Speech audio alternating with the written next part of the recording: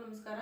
ಇವತ್ತಿನ ಕ್ಲಾಸಲ್ಲಿ ನಾವು ಭಾರತದ ಗವರ್ನರ್ ಜನರಲ್ಗಳು ಮತ್ತು ವೈಸ್ರಾಯರವರ ಆಡಳಿತದ ವೈಖರಿಯನ್ನು ನಾವು ಇವತ್ತಿನ ಒಂದು ಕ್ಲಾಸಲ್ಲಿ ನೋಡ್ತಾ ಹೋಗೋಣ. ಹಲವಾರು ಭಾರತದಲ್ಲಿ 1947 ಆಗಸ್ಟ್ 15 ಏನು ನಮಗೆ ಸ್ವತಂತ್ರ ಸಿಕ್ಕು, ಅದಕ್ಕಿಂತ ಮುಂಚಿತವಾಗಿ ಭಾರತವನ್ನು ಬ್ರಿಟಿಷರು ತಮ್ಮ ಒಂದು ಕಪಿಮುಷ್ಟಿಯಲ್ಲಿ ಹಿಡ್ಕೊಂಡಿದ್ರು. ಸೊ ಭಾರತದಲ್ಲಿ ತಮ್ಮ ಆಡಳಿತ ಪದ್ಧತಿಯನ್ನು ಅವರು ಜಾರಿಗೆ ತಂದಿದ್ರು ಬ್ರಿಟಿಷರು. ತಮ್ಮ ಒಂದು ವೈಸ್ರಾಯ್ ಇರ್ಬೋದು ಅಥವಾ ಭಾರತದಲ್ಲಿ ಈ ಒಂದು ವೈಸ್ರಾಯ್ಗಳು ಗವರ್ನರ್ ಜನರಲ್ಗಳ ಮೂಲಕ ತಮ್ಮ ಆಡಳಿತವನ್ನು ನಿರ್ವಹಿಸ್ತಾ ಇದ್ರು. ಸೊ ಅಂತಹ ಗವರ್ನರ್ ಜನರಲ್ಗಳು ವೈಸ್ರಾಯ್ ಯಾರ್ಯಾರು ಮತ್ತು ಅವರ ಆ ಒಂದು ಕಾಲಾವಧಿಯಲ್ಲಿ ಭಾರತದಲ್ಲಿ ನಡೆದಂತಹ ಇನ್ಸಿಡೆಂಟ್ಗಳು ಏನೇನು ನಡೆದವು ಅನ್ನೋದ್ರ ಬಗ್ಗೆ ಇವತ್ತಿನ ಒಂದು ಕ್ಲಾಸಲ್ಲಿ ನೋಡ್ತಾ ಹೋಗೋಣ. ಹಲವಾರು ಎಕ್ಸಾಮ್ಗಳಲ್ಲಿ ಕ್ವಶನ್ಗಳನ್ನು ರೈಸ್ ಮಾಡ್ತಾ ಹೋಗ್ತಾರೆ. ಲಾರ್ಡ್ ವೆಲ್ಲೆಸ್ಲಿ ತಂದಂಥ ಜಾರಿಗೆ ಯಾವುದು ಕಾಯ್ದೆ ಯಾವುದು ಅಂತಂದು ಹೇಳಿ ಕೇಳ್ತಾ ಹೋಗ್ಬೋದು, ಅಥವಾ ದತ್ತು ಮಕ್ಕಳಿಗೆ ಹಕ್ಕಿಲ್ಲ ಎಂಬ ನೀತಿಯನ್ನು ಜಾರಿಗೆ ತಂದಂತಹ ವೈಸ್ರಾಯ್ ಯಾರು ಅಂತ ಕೇಳ್ತಾ ಹೋಗ್ಬೋದು. ಸೊ ಈ ರೀತಿಯಾಗಿ ಹಲವಾರು ಎಕ್ಸಾಮ್ಗಳಲ್ಲಿ ಕ್ವಶನ್ಗಳನ್ನು ಕೇಳ್ತಾ ಹೋಗ್ತಾರೆ. ಸೊ ಇವತ್ತಿನ ಕ್ಲಾಸಲ್ಲಿ ಅಂಥ ಒಂದು ವಿಷಯಕ್ಕೆ ಸಂಬಂಧಪಟ್ಟಂತಹ ಈ ವಿಡಿಯೋ ನಿಮಗೆಲ್ಲರಿಗೂ ಇಷ್ಟ ಆಗುತ್ತೆ ಅಂದ್ಕೊಂಡಿದ್ದೀನಿ. ನೋಡ್ತಾ ಹೋಗೋಣ ಭಾರತದ ಗವರ್ನರ್ ಜನರಲ್ ಮತ್ತು ವೈಸ್ರಾಯ್ಗಳ ಬಗ್ಗೆ. ಸೊ ಫಸ್ಟ್ ಒನ್, ಭಾರತದ ಗವರ್ನರ್ ಜನರಲ್ ಅನ್ನೋ ಏನು ಅಧಿಕಾರ ಇತ್ತು ಅದು ಮೊದಲನೇದಾಗಿ ಫಸ್ಟ್ ಬಂಗಾಳದ ಗವರ್ನರ್ ಅಂತ ಹೇಳಿ ಆ ಒಂದು ಅಧಿಕಾರಕ್ಕೆ ಆ ಒಂದು ಸ್ಥಾನಕ್ಕೆ ಹೆಸರನ್ನ ಕೊಟ್ಟಿದ್ದರು. ಬಂಗಾಳದ ಗವರ್ನರ್, ಫಸ್ಟ್ ಬಂಗಾಳದ ಗವರ್ನರ್ ರಾಬರ್ಟ್ ಕ್ಲೈವ್. ಸೊ ಇವರ ಕಾಲಾವಧಿ ಅಂತ ಹೇಳಿದ್ರೆ 1757ರಿಂದ 60. ನೆಕ್ಸ್ಟ್ ಅದಾದ್ಮೇಲೆ ಮತ್ತೆ ಅವರು ಬ್ರಿಟನ್ಗೂ ಮತ್ತೆ ವಾಪಸ್ ಆಗ್ತಾ ಹೋಗ್ತಾರೆ. 1765 ಮತ್ತೆ 67 ಸುಮಾರಿನಲ್ಲಿ ಕೂಡ ಇವರು ಈ ಒಂದು ಬಂಗಾಳದ ಗವರ್ನರ್ ಆಗಿ ಭಾರತದಲ್ಲಿ ಅಧಿಕಾರವನ್ನ ವಹಿಸಿರ್ತಾ ಹೋಗ್ತಾರೆ. ಸೊ ರಾಬರ್ಟ್ ಕ್ಲೈವ್ ಬಂಗಾಳದ ಗವರ್ನರ್. ಇವರ ಕಾಲಾವಧಿಯಲ್ಲಿ ಏನೇನು ಇನ್ಸಿಡೆಂಟ್ಗಳು ನಡೀತಾ ಹೋದ್ವಪ್ಪ ಅಂತ ಹೇಳಿದ್ರೆ, ಫಸ್ಟ್ ಪ್ಲಾಸಿ ಕದನ ಏನು 1757ರಲ್ಲಿ ನಡೆದಿತ್ತು. ಪ್ಲಾಸಿ ಕದನ ನಡೆಯುವಂತ ಸಂದರ್ಭದಲ್ಲಿ ಭಾರತದಲ್ಲಿ ಇದ್ದಂತಹ ಬಂಗಾಳದ ಗವರ್ನರ್ ಯಾರು ಅಂತಂದೇಳಿ ಕ್ವಶನ್ ರೈಸ್ ಮಾಡ್ತಾ ಹೋಗ್ಬೋದು, ರಾಬರ್ಟ್ ಕ್ಲೈವ್. ನೆಕ್ಸ್ಟ್ ಬಂಗಾಳದ ದ್ವಿಸರ್ಕಾರ ಪದ್ಧತಿಯನ್ನು ಆರಂಭ ಮಾಡಿದವರು ರಾಬರ್ಟ್ ಕ್ಲೈವ್. ದೆನ್ 1764ರಲ್ಲಿ ಏನು ಬಕ್ಸರ್ ಕದನ ನಡೀತಾ ಹೋಗುತ್ತೆ. ಸೊ ಅಂತಹ ಸಂದರ್ಭದಲ್ಲಿ 1765ರಲ್ಲಿ ಅಲಹಾಬಾದ್ ಒಪ್ಪಂದವನ್ನ ಮಾಡ್ಕೊಳ್ತಾ ಹೋಗ್ತಾರೆ. ಮೊಘಲ್ ದೊರೆ ಶಾ ಆಲಂನೊಂದಿಗೆ ಏನು ಅಲಹಾಬಾದ್ ಒಪ್ಪಂದವನ್ನು ಮಾಡ್ಕೊಳ್ತಾ ಹೋಗ್ತಾರೆ. ಸೊ ಅಂತ ಕಾಲದಲ್ಲಿ ಬಂಗಾಳದ ಗವರ್ನರ್ ಆಗಿದ್ದವರು ರಾಬರ್ಟ್ ಕ್ಲೈವ್. ಬ್ರಿಟಿಷ್ ಸಾಮ್ರಾಜ್ಯದ ನಿರ್ಮಾಪಕ, ಇವರನ್ನ ನಾವು ರಾಬರ್ಟ್ ಕ್ಲೈವ್ ಅವರನ್ನ ಬ್ರಿಟಿಷ್ ಸಾಮ್ರಾಜ್ಯದ ನಿರ್ಮಾಪಕ ಅಂತ ಹೇಳಿ ಕರಿತಾ ಹೋಗ್ತೀವಿ. ಸೊ ಇವರ ಕಾಲಾವಧಿಯಲ್ಲಿ ಬಂಗಾಳದಲ್ಲಿ ದ್ವಿಸರ್ಕಾರ ಪದ್ಧತಿ ರಚನೆ ಆಗ್ತಾ ಹೋಗುತ್ತೆ. 1773ರಲ್ಲಿ ರೆಗ್ಯುಲೇಟಿಂಗ್ ಕಾಯ್ದೆ ಜಾರಿಗೆ ಬರ್ತಾ ಪ್ಲಾಸಿ ಕದನ ನಡೀತಾ ಹೋಗುತ್ತೆ. 1757ರಲ್ಲಿ ಪ್ಲಾಸಿ ಕದನ ಇರ್ಬೋದು, ದ್ವಿಸರ್ಕಾರ ಪದ್ಧತಿ ಜಾರಿಗೆ ಬರೋದಿರ್ಬೋದು, ಆಮೇಲೆ ಅಲಹಾಬಾದ್ ಒಪ್ಪಂದವನ್ನು ಮಾಡ್ಕೊಳ್ತಾ ಇರ್ಬೋದು. ಇವೆಲ್ಲವೂ ಇನ್ಸಿಡೆಂಟ್ಗಳು ರಾಬರ್ಟ್ ಕ್ಲೈವ್ ಅವಧಿಯಲ್ಲಿ ಬರ್ತಾ ಹೋಗ್ತವೆ. ಸೊ ಇವರನ್ನ ಬ್ರಿಟಿಷ್ ಸಾಮ್ರಾಜ್ಯದ ನಿರ್ಮಾಪಕ ಅಂತ ಹೇಳಿ ಕರಿತಾ ಹೋಗ್ತೀವಿ. ಅವರಿಗೆ ಲಾರ್ಡ್ ಎಂಬ ಬಿರುದನ್ನು ಕೂಡ ಕೊಟ್ಟಿರ್ತಾರೆ. ಸೊ ಇದಿಷ್ಟು ರಾಬರ್ಟ್ ಕ್ಲೈವ್ ರವರಿಗೆ ಸಂಬಂಧಪಟ್ಟಂತಹ ವಿಷಯ. ಅಂದ್ರೆ 1757ರಿಂದ 60ರಲ್ಲಿ ಭಾರತದಲ್ಲಿ ಅಧಿಕಾರವನ್ನು ವಹಿಸಿಕೊಂಡು ಮತ್ತೆ ಬ್ರಿಟನ್ಗೆ ಹೋಗಿ ನೆಕ್ಸ್ಟ್ ಮತ್ತೆ ಬರ್ತಾ ಹೋಗ್ತಾರೆ. ಸೊ ಅವಾಗ 1765ರಿಂದ 67ರವರೆಗೂ ಕೂಡ ಅಧಿಕಾರವನ್ನು ಮಾಡಿರ್ತಾ ಹೋಗ್ತಾರೆ. ನೆಕ್ಸ್ಟ್ ಅದಾದ್ಮೇಲೆ ಅಲ್ಲಿ ಬಕ್ಸರ್ ಕದನ ನಡೀತಾ ಹೋಗುತ್ತೆ. ಬಂದವರು 1765ರಲ್ಲಿ ಮತ್ತೆ ಏನು ಅಲಹಾಬಾದ್ ಒಪ್ಪಂದ ಮಾಡಿಕೊಳ್ಳುವಂತ ಸಂದರ್ಭದಲ್ಲಿ ಅವರು ಭಾರತದ ಗವರ್ನರ್ ಆಗಿದ್ದರು, ಬಂಗಾಳದ ಗವರ್ನರ್ ಆಗಿದ್ರು. ನೆಕ್ಸ್ಟ್ ಅದಾದ್ಮೇಲೆ ಬಂಗಾಳದ ಗವರ್ನರ್ ರಾಬರ್ಟ್ ಕ್ಲೈವ್ ಆದ್ಮೇಲೆ ಹಾಲ್ವೆಲ್ ಬರ್ತಾ ಹೋಗ್ತಾರೆ 1760ರ ಸುಮಾರಿಗೆ. ನೆಕ್ಸ್ಟ್ ಅದಾದ್ಮೇಲೆ ವಾರನ್ ಹೇಸ್ಟಿಂಗ್ಸ್. ಎಕ್ಸಾಮಿನ ಹಿತದೃಷ್ಟಿಯಿಂದ ಎಲ್ಲ ಒಂದು ಗವರ್ನರ್ ಜನರಲ್ಗಳ ಬಗ್ಗೆ ನೋಡ್ಕೊಳ್ಳೋದಕ್ಕಿಂತ ಮೇನ್ ಗವರ್ನರ್ ಜನರಲ್ಗಳು ಅವ್ರು ಮಾಡಿದಂತ ಕಾರ್ಯಗಳ ಬಗ್ಗೆ ನಾವು ನೋಡ್ತಾ ಹೋದ್ರೆ ಚೆನ್ನಾಗಿರುತ್ತೆ. ಸೊ ವಾರನ್ ಹೇಸ್ಟಿಂಗ್ಸ್ ಏನು 1773ರಲ್ಲಿ ರೆಗ್ಯುಲೇಟಿಂಗ್ ಕಾಯ್ದೆ ಜಾರಿಗೆ ಬರ್ತಾ ಹೋಗುತ್ತಲ್ಲ, ಅಲ್ಲಿ ಬಂಗಾಳದ ಗವರ್ನರ್ ಇದ್ದು ಬಂಗಾಳದ ಗವರ್ನರ್ ಜನರಲ್ ಆಗಿ ಈ ಒಂದು ಹುದ್ದೆ ಕನ್ವರ್ಟ್ ಆಗ್ತಾ ಹೋಗುತ್ತೆ. ಸೊ ಫಸ್ಟ್ ಬಂಗಾಳದ governor general Warren Hastings. First ಬಂಗಾಳದ ಗವರ್ನರ್ ಜನರಲ್ ವಾರನ್ ಹೇಸ್ಟಿಂಗ್ಸ್. ಇವರ ಕಾಲಾವಧಿ 1772ರಿಂದ 1785. ನೆಕ್ಸ್ಟ್ ಇವರು ಬಂಗಾಳದ ಪ್ರಥಮ ಗವರ್ನರ್ ಜನರಲ್. ನೆಕ್ಸ್ಟ್ ಏನು ರಾಬರ್ಟ್ ಕ್ಲೈವ್ ಜಾರಿಗೆ ತಂದಿದ್ರಲ್ಲ, ಬಂಗಾಳದಲ್ಲಿ ದ್ವಿಸರ್ಕಾರ ಪದ್ಧತಿಯನ್ನು ಜಾರಿಗೆ ತಂದಿದ್ರು, ಅದನ್ನು ರದ್ದು ಮಾಡಿದವರು ವಾರನ್ ಹೇಸ್ಟಿಂಗ್ಸ್. ನೆಕ್ಸ್ಟ್ ಕಲ್ಕತ್ತಾದಲ್ಲಿ 1774ರಲ್ಲಿ ಸುಪ್ರೀಂ ಕೋರ್ಟ್ ಸ್ಥಾಪನೆ ಆಗ್ತಾ ಹೋಗುತ್ತೆ. 1773 ರೆಗ್ಯುಲೇಟಿಂಗ್ ಕಾಯ್ದೆ ಪ್ರಕಾರವಾಗಿ 1774ರಲ್ಲಿ ಕಲ್ಕತ್ತಾದಲ್ಲಿ ಸುಪ್ರೀಂ ಕೋರ್ಟ್ ಸ್ಥಾಪನೆ ಆಗ್ತಾ ಹೋಗುತ್ತೆ. ಅಂತ ಸಂದರ್ಭದಲ್ಲಿ ಬಂಗಾಳದ ಗವರ್ನರ್ ಜನರಲ್ ಆಗಿದ್ದವರು ವಾರನ್ ಹೇಸ್ಟಿಂಗ್ಸ್. ಸೊ ಫಸ್ಟ್ ಅಲ್ಲಿ ನ್ಯಾಯಾಧೀಶರಾಗಿ ಕರ್ತವ್ಯನ ನಿರ್ವಹಿಸಿದವರು Elijah Impey. Next Asiatic society ಏನ್ ಸರ್ ವಿಲಿಯಂ ಜೋನ್ಸ್ ಅವರು ಆ ಸಂಸ್ಥೆಯನ್ನ ಇತಿಹಾಸದ ಸಂಶೋಧನೆಗಾಗಿ ಆ ಸಂಸ್ಥೆಯನ್ನು ಏನ್ ಸ್ಥಾಪನೆ ಮಾಡ್ತಾ ಹೋಗ್ತಾರೆ. ಅಂತ ಸಂದರ್ಭದಲ್ಲಿ ಬಂಗಾಳದ ಗವರ್ನರ್ ಜನರಲ್ ಆಗಿದ್ದವರು ವಾರನ್ ಹೇಸ್ಟಿಂಗ್ಸ್. ಇವರು 1773ರ ಕಾಯ್ದೆ ಪ್ರಕಾರವಾಗಿ ಏನು ಗವರ್ನರ್ ಜನರಲ್ ಇದ್ದು ಬಂಗಾಳದ ಗವರ್ನರ್ ಇದ್ದು ಬಂಗಾಳದ ಗವರ್ನರ್ ಜನರಲ್ ಆಗಿ ಏನು ಕನ್ವರ್ಟ್ ಆಗ್ತಾ ಹೋಗುತ್ತೆ ಆ ಹುದ್ದೆ ಫಸ್ಟ್ ಬಂಗಾಳದ ಗವರ್ನರ್ ಜನರಲ್ ವಾರನ್ ಹೇಸ್ಟಿಂಗ್ಸ್. ಇವರು ದ್ವಿಸರ್ಕಾರ ಪದ್ಧತಿಯನ್ನು ರದ್ದು ಮಾಡ್ತಾ ಹೋಗ್ತಾರೆ. 1774ರಲ್ಲಿ ಏನು ಕಲ್ಕತ್ತಾದಲ್ಲಿ ಸುಪ್ರೀಂ ಕೋರ್ಟ್ ಸ್ಥಾಪನೆ ಆಗ್ತಾ ಹೋಗುತ್ತೆ ಅಂತ ಸಂದರ್ಭದಲ್ಲಿ ಇವರು ಬಂಗಾಳದ ಗವರ್ನರ್ ಜನರಲ್ ಕಾರ್ಯನಿರ್ವಹಿಸ್ತಾ ಹೋಗಿದ್ದಾರೆ.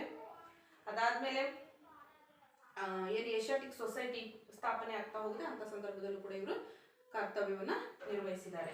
ನೆಕ್ಸ್ಟ್ ಅದಾದ್ಮೇಲೆ ಬರೋದು ಲಾರ್ಡ್ ಕಾರ್ನ್ವಾಲಿಸ್. ಇವರ ಅಧಿಕಾರಾವಧಿ 1786ರಿಂದ 93. ಇವರ ಒಂದು ಕಾಲಾವಧಿಯಲ್ಲಿ ನಾಗರಿಕ ಸೇವಾ ವ್ಯವಸ್ಥೆ, ಕಂದಾಯ, ಪೊಲೀಸ್ ಇಲಾಖೆಯಲ್ಲಿ ಸುಧಾರಣೆಯನ್ನು ಮಾಡ್ತಾ ಹೋಗ್ತಾರೆ. ಕಂದಾಯ ಇಲಾಖೆ, ನಾಗರಿಕ ಮತ್ತೆ ಪೊಲೀಸ್ ಸುಧಾರಣೆಯನ್ನು ಇವರು ಮಾಡ್ತಾ ಹೋಗ್ತಾರೆ. ನೆಕ್ಸ್ಟ್ 1793ರಲ್ಲಿ ಕಾಯಂ ಜಮೀನ್ದಾರ ಪದ್ಧತಿ, ಇದು ಮೇನ್ ಪಾಯಿಂಟ್ಸ್. ಕಾಯಂ ಜಮೀನ್ದಾರಿ ಪದ್ಧತಿಯನ್ನ ಜಾರಿಗೆ ತಂದಂತಹ ಬಂಗಾಳದ ಗವರ್ನರ್ ಜನರಲ್ ಯಾರಪ್ಪ ಅಂತ ಹೇಳಿದ್ರೆ ಲಾರ್ಡ್ ಕಾರ್ನ್ವಾಲಿಸ್.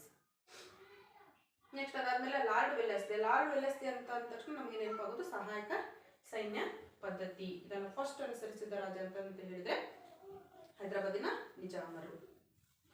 ನೆಕ್ಸ್ಟ್ ಏನು ಇದು ಬಂಗಾಳದ ಗವರ್ನರ್ ಇದ್ದಂತಹ ಹುದ್ದೆ ಬಂಗಾಳದ ಗವರ್ನರ್ ಜನರಲ್ ಆಗಿ ಕನ್ವರ್ಟ್ ಆಯಿತು. ನೆಕ್ಸ್ಟ್ ಅದಾದ್ಮೇಲೆ 1833ರ ಕಾಯ್ದೆಯ ಪ್ರಕಾರವಾಗಿ ಬಂಗಾಳದ ಗವರ್ನರ್ ಜನರಲ್ ಇದ್ದಂತಹ ಹುದ್ದೆ ಭಾರತದ ಗವರ್ನರ್ ಜನರಲ್ ಆಗಿ ಹೆಸರು ಚೇಂಜ್ ಆಗ್ತಾ ಹೋಗುತ್ತೆ. ಸೊ ಈ ಹುದ್ದೆಯಲ್ಲಿ ಫಸ್ಟ್ ಭಾರತದ ಗವರ್ನರ್ ಜನರಲ್ ಆಗಿ ಬಂದವರು ಲಾರ್ಡ್ ವಿಲಿಯಂ ಬೆಂಟಿಂಕ್. ಯಾರು? Lord William Bentinck. ಇವರು 1829ರಲ್ಲಿ ಸತಿ ಪದ್ಧತಿಯನ್ನ ನಿಷೇಧ ಮಾಡ್ತಾ ಹೋಗ್ತಾರೆ. ಸೊ ಸತಿ ಪದ್ಧತಿಯನ್ನು ನಿಷೇಧ ಮಾಡಿದಂತಹ ಭಾರತದ ಗವರ್ನರ್ ಜನರಲ್ ಯಾರು ಅಂತ ಕೇಳ್ತಾ ಹೋದ್ರೆ ಲಾರ್ಡ್ ವಿಲಿಯಂ ಬೆಂಟಿಂಕ್. ಅದಾದ್ಮೇಲೆ ಫಸ್ಟ್ ಭಾರತದ ಗವರ್ನರ್ ಜನರಲ್ ಯಾರು ಅಂತ ಕೇಳ್ತಾ ಹೋದ್ರು ಕೂಡ ಆನ್ಸರ್ ಬಂದ್ಬಿಟ್ಟು ಲಾರ್ಡ್ ವಿಲಿಯಂ ಬೆಂಟಿಂಕ್. ಅದಾದ್ಮೇಲೆ ಮೆಕಾಲೆ ಶಿಫಾರಸ್ಸಿನ ಅನ್ವಯ ಇಂಗ್ಲಿಷ್ ಶಿಕ್ಷಣ ಪದ್ಧತಿಯನ್ನು ಜಾರಿಗೆ ತಂದವರು ಯಾರು ಅಂತ ಕೇಳಿದ್ರೆ ಲಾರ್ಡ್ ವಿಲಿಯಂ ಬೆಂಟಿಂಕ್. ಭಾರತದ ಮೊದಲ ಗವರ್ನರ್ ಜನರಲ್ ಇಂಗ್ಲಿಷ್ ಶಿಕ್ಷಣ ಪದ್ಧತಿಯನ್ನು ಜಾರಿಗೆ ತಂದವರು. ನೆಕ್ಸ್ಟ್ ಸತಿ ಪದ್ಧತಿಯನ್ನು ನಿಷೇಧ ಮಾಡಿದವರು ಯಾರಪ್ಪ ಅಂತ ಹೇಳಿದ್ರೆ ಲಾರ್ಡ್ ವಿಲಿಯಂ ಬೆಂಟಿಂಕ್. ಅದಾದ್ಮೇಲೆ ಲಾರ್ಡ್ ಡಾಲ್ಹೌಸಿ. ಡಾಲ್ಹೌಸಿ ಅಂದ ತಕ್ಷಣ ನಮಗೆ ನೆನಪಾಗೋದು ದತ್ತು ಮಕ್ಕಳಿಗೆ ಹಕ್ಕಿಲ್ಲ ಎಂಬಂತಹ ಪದ್ಧತಿ. ಮೊದಲು ಈ ಒಂದು ಪದ್ಧತಿಯನ್ನು ಒಪ್ಪಿಕೊಂಡವರು ಅಂದ್ರೆ ಸತಾರಾ ರಾಜ್ಯ. 1853ರಲ್ಲಿ ಮುಂಬೈ ಟು ಠಾಣಾ ಏನು ಭಾರತದಲ್ಲಿ ಮೊದಲ ರೈಲು ಸಂಚಾರ ಆರಂಭ ಆಗ್ತಾ ಹೋಗುತ್ತೆ. ಅಂತ ಸಂದರ್ಭದಲ್ಲಿ ಇದ್ದವರು ಅಂತ ಹೇಳಿದ್ರೆ ಡಾಲ್ಹೌಸಿ. ನೆಕ್ಸ್ಟ್ ಚಾರ್ಲ್ಸ್ ವುಡ್ ಆಯೋಗ, ಆಮೇಲೆ ವುಡ್ಸ್ ಡಿಸ್ಪ್ಯಾಚ್ ವರದಿ ಇಂತಹ ಆಯೋಗಗಳು ಜಾರಿಗೆ ಬಂದಂತಹ ಅವಧಿಯಲ್ಲಿ ಇದ್ದಂತಹ ಭಾರತದ ಗವರ್ನರ್ ಜನರಲ್ ಅಂತ ಹೇಳಿದ್ರೆ ಲಾರ್ಡ್ ಡಾಲ್ಹೌಸಿ.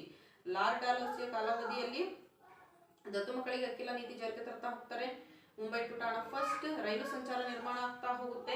ಅದಾದ್ಮೇಲೆ ವುಡ್ಸ್ ಡಿಸ್ಪ್ಯಾಚ್ ವರದಿ, ಚಾರ್ಲ್ಸ್ ವುಡ್ ಆಯೋಗ ಜಾರಿಗೆ ಬಂದಿದ್ದು ಡಾಲ್ಹೌಸಿ ಕಾಲಾವಧಿಯಲ್ಲಿ.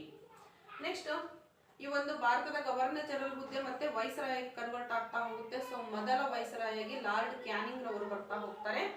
ಲಾರ್ಡ್ ಕ್ಯಾನಿಂಗ್ ಇವರ ಒಂದು ಕಾಲಾವಧಿಯಲ್ಲಿ 1857ರಲ್ಲಿ ಏನು ದಂಗೆ ನಡೀತಾ ಹೋಗುತ್ತೆ, ಸಿಪಾಯಿ ದಂಗೆ, ಮಹಾರಾಣಿಯ ಘೋಷಣೆ ಆಗ್ತಾ ಹೋಗುತ್ತೆ. ಇವರ ಕಾಲಾವಧಿಯಲ್ಲಿ 1858ರಲ್ಲಿ ಮಹಾರಾಣಿ ಘೋಷಣೆ ಆಗ್ತಾ ಹೋಗುತ್ತೆ. ಅದಾದ್ಮೇಲೆ ದತ್ತು ಮಕ್ಕಳಿಗೆ ಹಕ್ಕಿಲ್ಲ ಎಂಬ ಪದ್ಧತಿಯನ್ನ ಏನು ಜಾರಿಗೆ ತಂದಿದ್ರು ಡಾಲ್ಹೌಸಿ ಅದನ್ನ ವಾಪಸ್ಸನ್ನ ತೆಗೆದುಕೊಳ್ತಾ ಹೋಗ್ತಾರೆ.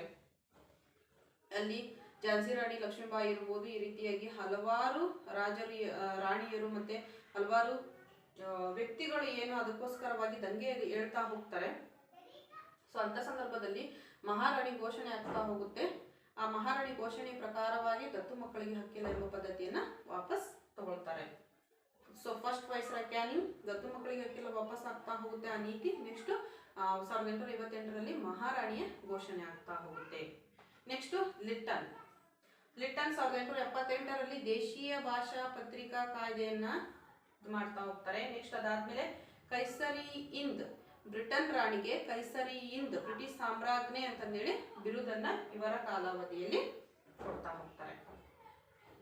ನೆಕ್ಸ್ಟ್ ಅದಾದ್ಮೇಲೆ ರಿಪ್ಪನ್, ಲಾರ್ಡ್ ರಿಪ್ಪನ್ ಇವರ ಕಾಲಾವಧಿಯಲ್ಲಿ 1881ರಲ್ಲಿ ಮೊದಲ ಬಾರಿಗೆ ಜನಗಣತಿ ಆರಂಭ ಆಗ್ತಾ ಹೋಗುತ್ತೆ. ನೆಕ್ಸ್ಟ್ ಹಂಟರ್ ಶಿಕ್ಷಣ ಆಯೋಗ ಜಾರಿಗೆ ಬರ್ತಾ ಹೋಗುತ್ತೆ. ಅದಾದ್ಮೇಲೆ ದೇಶೀಯ ಭಾಷಾ ಪತ್ರಿಕೆ ಕಾಯ್ದೆಯನ್ನು ವಾಪಸ್ಸಾತಿಯನ್ನು ಪಡೆದುಕೊಂಡಂತವ್ರು ಅಂತ ಹೇಳಿದ್ರೆ ಲಾರ್ಡ್ ರಿಪ್ಪನ್. Lord Ripon. ಅದಾದ್ಮೇಲೆ ಇಲ್ಬರ್ಟ್ ಮಸೂದೆ ಕೂಡ ಇವರ ಕಾಲಾವಧಿಯಲ್ಲಿ ಜಾರಿಗೆ ಬರ್ತಾ ಹೋಗುತ್ತೆ. ಡಫರಿನ್ ಅಂತ ಹೇಳಿದ್ರೆ 1885ರಲ್ಲಿ ಭಾರತ ರಾಷ್ಟ್ರೀಯ ಕಾಂಗ್ರೆಸ್ ಏನು 1885ರಲ್ಲಿ ಭಾರತ ರಾಷ್ಟ್ರೀಯ ಕಾಂಗ್ರೆಸ್ ಈ ಹಿಂದೆ ನಾನು ಕ್ಲಾಸ್ ಮಾಡ್ತಾ ಹೋಗಿದ್ದೀನಿ. 1885ರ ಭಾರತೀಯ ರಾಷ್ಟ್ರ ಕಾಂಗ್ರೆಸ್ ಪ್ರಮುಖವಾದಂಥ ಅಧಿವೇಶನಗಳು, ಆ ಒಂದು ವಿಶೇಷತೆ, ಇಸ್ವಿಗಳು, ನೆಕ್ಸ್ಟ್ ಆ ಅಧಿವೇಶನದ ಅಧ್ಯಕ್ಷರ ಬಗ್ಗೆ ಒಂದು ಕ್ಲಾಸ್ ಅನ್ನು ಮಾಡ್ತಾ ಹೋಗಿದ್ದೀನಿ. ಆ ಕ್ಲಾಸ್ ನಿಮ್ಗೆ ಏನು ಡಿಸ್ಕ್ರಿಪ್ಷನ್ ಬಾಕ್ಸ್ ಅಲ್ಲಿ ಲಿಂಕ್ ಹಾಕಿರ್ತೀನಿ, ಆ ವಿಡಿಯೋನ ಚೆಕ್ ಮಾಡ್ತಾ ಹೋಗ್ರಿ. ಸೊ 1885ರಲ್ಲಿ ಏನು ಈ ಒಂದು ಭಾರತ ರಾಷ್ಟ್ರ ಕಾಂಗ್ರೆಸ್ ಏನು ಸ್ಥಾಪನೆ ಆಗ್ತಾ ಹೋಗುತ್ತೆ ಅಂತ ಸಂದರ್ಭದಲ್ಲಿ ವೈಸ್ರಾಯ್ ಡಫರಿನ್. ಅದಾದ್ಮೇಲೆ ಬರೋದು ಕರ್ಜನ್. ಕರ್ಜನ್ ಅಂದ್ರೆ 1905ರಲ್ಲಿ ಬಂಗಾಳದ ವಿಭಜನೆ ಆಗ್ತಾ ಹೋಗುತ್ತೆ. ನೆಕ್ಸ್ಟ್ ಸ್ಮಾರಕ ರಕ್ಷಣಾ ಕಾಯ್ದೆಯನ್ನ ಜಾರಿಗೆ ತಂದವರು, ಬಂಗಾಳದ ವಿಭಜನೆ ಸ್ಮಾರಕ ರಕ್ಷಣಾ ಕಾಯ್ದೆ ಜಾರಿಗೆ ತಂದವರು ಅಂತ ಹೇಳಿದ್ರೆ ಲಾರ್ಡ್ ಕರ್ಜನ್. ನೆಕ್ಸ್ಟ್ ಅದಾದ್ಮೇಲೆ ಹಾರ್ಡಿಂಜ್ ಬರ್ತಾ ಹೋಗ್ತಾರೆ. ಸೊ ಕಲ್ಕತ್ತಾವನ್ನು ಫಸ್ಟ್ ರಾಜಧಾನಿ ಇರ್ತಾ ಹೋಗುತ್ತೆ. ಸೊ ಕಲ್ಕತ್ತಾದಿಂದ ದೆಹಲಿಗೆ ರಾಜಧಾನಿ ವರ್ಗಾವಣೆ ಮಾಡಿದ್ದು 1911ರಲ್ಲಿ. ಅಂತಹ ಕಾಲಾವಧಿಯಲ್ಲಿ viceroy lord Hardinge. Next Irwin, lord Irwin. Simon ಆಯೋಗ 1927ರಲ್ಲಿ ಜಾರಿಗೆ ಬರ್ತಾ ಹೋಗುತ್ತೆ. ಸೈಮನ್ ಆಯೋಗ ಫಸ್ಟ್ ದುಂಡು ಮೇಜಿನ ಸಮ್ಮೇಳನ ಇರ್ಬೋದು, ಗಾಂಧಿ ಇರ್ವಿನ್ ಒಪ್ಪಂದ ಇರ್ಬೋದು, ಇವು ಇರ್ವಿನ್ ಕಾಲಾವಧಿಯಲ್ಲಿ ಬರ್ತಾ ಹೋಗ್ತವೆ. ಸೊ ವೆವೆಲ್ 1945ರ ವೆವೆಲ್ ಯೋಜನೆ ಜಾರಿಗೆ ಬರ್ತಾ ಹೋಗುತ್ತೆ ಸಂವಿಧಾನ ರಚನೆ ಮಾಡೋದಕ್ಕೋಸ್ಕರವಾಗಿ. ಸೊ ಅಂತ ಸಂದರ್ಭದಲ್ಲಿ ಭಾರತದ ವೈಸ್ರಾಯ್ ಇದ್ದವರು ವೆವೆಲ್. ನೆಕ್ಸ್ಟ್ ಅದಾದ್ಮೇಲೆ ಮೌಂಟ್ ಬ್ಯಾಟನ್, ಭಾರತದ ಕೊನೆಯ ವೈಸ್ರಾಯ್ ಮೌಂಟ್ ಬ್ಯಾಟನ್. ಇವರ ಕಾಲಾವಧಿಯಲ್ಲಿ ಸ್ವತಂತ್ರ ಆಗ್ತಾ ಹೋಗುತ್ತೆ ದೇಶಕ್ಕೆ. ಭಾರತ ಮತ್ತು ಪಾಕಿಸ್ತಾನ ಡಿವೈಡ್ ಆಗ್ತಾ ಹೋಗ್ತವೆ. ಸೊ ಇವತ್ತಿನ ಕ್ಲಾಸಲ್ಲಿ ನಾವು ಭಾರತದ ಗವರ್ನರ್ ಜನರಲ್ ಇರ್ಬೋದು, ವೈಸ್ರಾಯ್ ಇರ್ಬೋದು, ಬಂಗಾಳದ ಗವರ್ನರ್ ಇರ್ಬೋದು, ಭಾರತದ ಗವರ್ನರ್ ಜನರಲ್ಗಳು ಯಾವ್ಯಾವ ಒಂದು ಈ ಒಂದು ಅಧಿಕಾರಗಳು ಯಾವ್ಯಾವ ರೀತಿಯಾಗಿ ಬದಲಾವಣೆಗೊಂಡವು ಅನ್ನೋದ್ರ ಬಗ್ಗೆ ನಾವು ತಿಳ್ಕೊಂಡಂಗಾಯ್ತು. ಸೊ ಫಸ್ಟ್ ಬಂಗಾಳದ ಗವರ್ನರ್ ಯಾರು ರಾಬರ್ಟ್ ಕ್ಲೈವ್. ಇವರ ಕಾಲಾವಧಿಯಲ್ಲಿ ಪ್ಲಾಸಿ ಕದನ ನಡೀತಾ ಹೋಗುತ್ತೆ. ನೆಕ್ಸ್ಟ್ ಬಂಗಾಳದಲ್ಲಿ ದ್ವಿಸರ್ಕಾರ ಪದ್ಧತಿಯನ್ನು ಜಾರಿಗೆ ತರ್ತಾ ಹೋಗ್ತಾರೆ ಯಾರು ರಾಬರ್ಟ್ ಕ್ಲೈವ್.